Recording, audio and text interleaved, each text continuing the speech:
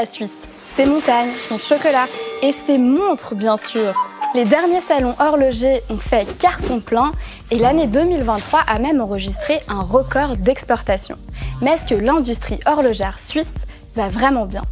Les chiffres du début d'année montrent une autre réalité. Les exportations horlogères ont chuté et ça vaut pour tous les prix.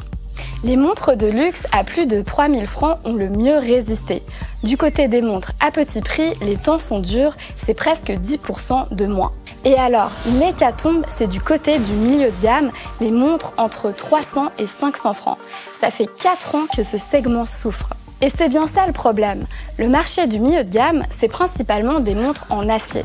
Et c'est là que l'industrie horlogère peut tirer sa meilleure marge. Sauf que les volumes ne sont pas au rendez-vous. Parce que les Chinois dépensent moins.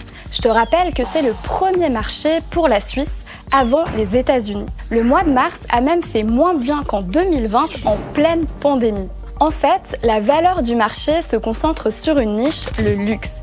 4 marques indépendantes raflent la mise. Rolex, largement en tête, Audemars Piguet, Patek Philippe et puis Richard Mille. Mais le luxe, c'est une toute petite production. Je te donne un exemple. Sur les 17 millions de pièces exportées depuis la Suisse, Audemars Piguet, qui est quand même la 4e plus grande manufacture de Suisse par son chiffre d'affaires, a produit seulement 51 000 pièces. Alors bien sûr, il y a eu quelques success stories dans le milieu de gamme aussi. Rappelle-toi des files interminables pour la Moonswatch qui a été vendue à plus de 2 millions d'exemplaires.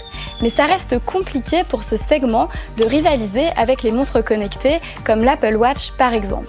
Alors oui, la Suisse domine toujours le marché mondial des montres mécaniques. Mais sa concentration vers le luxe pose des questions sur la solidité. Car qui dit concentration sur un segment dit aussi plus de risques. Et toi alors, tu préfères une montre connectée ou une montre de luxe? Dis-le nous en commentaire.